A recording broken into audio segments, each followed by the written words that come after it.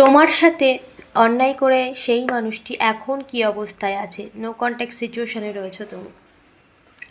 যে মানুষটি একটা টাইম তোমাকে গুরুত্ব না দিয়ে অপশনের মতো তোমার সাথে ব্যবহার করেছিল, তুমি থাকাকালীন সে অন্যের সাথে সম্পর্ক জুড়েছিল, কিন্তু এখন তাকে সময় এমন জায়গায় দাঁড় করিয়েছে, তাকে অফার করলেই সে আর নেওয়ার মানসিকতায় নেই, বা তার সেই ফ্ল্যাটিং নেচার আজকে তাকে এমন কর্মের ফল দিচ্ছে যে সে বুঝতে পারছে সে কতটা ভুল করেছে। এখন সে তোমাকে ভীষণভাবে মিস করে।